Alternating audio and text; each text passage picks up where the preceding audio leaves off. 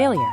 The word alone carries weight, a heaviness that presses into your chest, a whisper in the back of your mind that says, you weren't good enough. We are taught to fear it, to avoid it, to see it as a reflection of our worth. But what if we've been looking at it all wrong? What if failure isn't the end? What if it's the beginning? Think of the first time you fell. As a child unsteady learning to walk. You wobbled, you stumbled, and then you hit the ground. But did you stop there? No, you got up. Again and again. Until one day your legs found their rhythm. Your body learned balance. And you walked. Failure was never a sign to stop. It was the process of learning how to move forward. But somewhere along the way we forgot. We grow up, and suddenly failure feels different. More personal. More final. We tie it to our identity. I failed, therefore I am a failure. But that is a lie. A cruel illusion created by a world that has forgotten its own wisdom.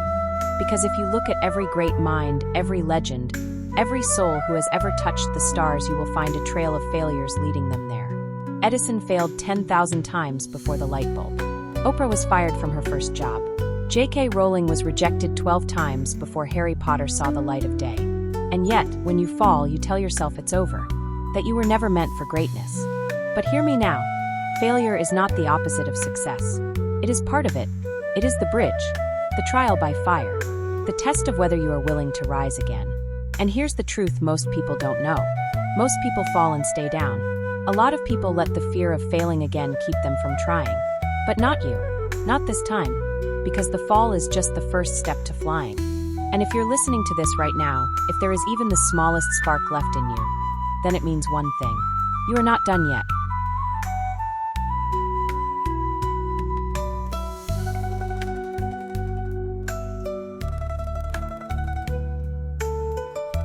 Falling is inevitable, but staying down, that's a choice. Right now, you stand at a crossroads. One path is easy, comfortable. It asks nothing of you but your surrender. It lets you sink into the familiar embrace of doubt, regret, and self-pity. The other path is brutal. It demands resilience.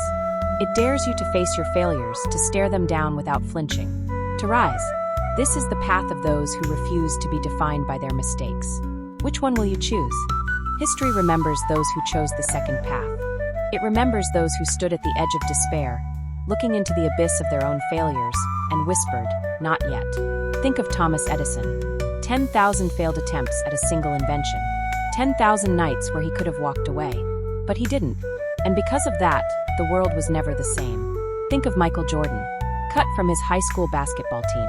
Told he wasn't good enough. Imagine if he had believed that. If he had let that failure define him. Think of your own heroes. The ones who inspire you. Do you think their journey was free of failure? No. The only difference between those who make it and those who don't is this. The ones who rise again are the ones who refuse to believe failure is final. What about you? What dreams have you buried under the weight of your past mistakes? What goals have you abandoned because of one bad outcome, one rejection, one voice that told you you'll never make it? What if they were wrong? What if the very thing you see as your greatest failure is actually the foundation of your future success? You see, failure is a sculptor. It carves away your weaknesses. It reveals your strength. Every fall is a lesson. Every setback is a tool. The question isn't will you fail? Because you will. The question is, what will you do after you have failed? Because if you have the courage to rise, to take one more step, to try again, then you will find something waiting for you. Something greater than success. Growth. Resilience. A strength you never knew you had. And once you discover that, once you embrace failure as the teacher that it is, nothing will ever stop you again. This is not the end of your story. This is where it begins. Are you ready to take the next step?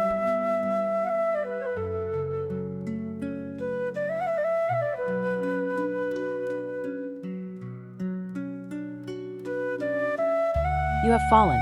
You have felt the weight of failure pressing against your chest, whispering that this is where your story ends. That voice is a liar. Failure is not your enemy. It is your initiation. Because the truth is, no one rises without first being broken. No warrior becomes strong without first facing defeat. No great mind reaches its full potential without first confronting doubt. The ones who rise, the ones who rewrite their fate, are not the ones who never fail.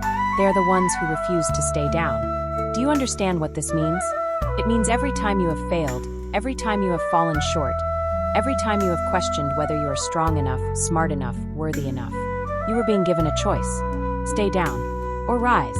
And here's what most people don't realize. The moment you decide to rise, something changes. Your failure no longer defines you.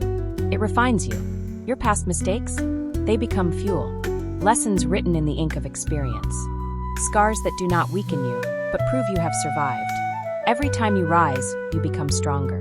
Every time you stand back up, you take back power from the fear that once held you down. And one day you will look back at the failures that once broke you and realize they were never walls meant to stop you. They were stairs, and step by step, you have been climbing all along. So what will you do now? Will you let failure define you? Will you let it be the reason you quit? The reason you give up on what you were meant to become? Or will you rise? Will you see failure for what it truly is? A test, a lesson, a necessary step in the journey of those who refuse to be ordinary. Because you were never meant to stay on the ground. You were meant to rise, to stand taller than before, to fly.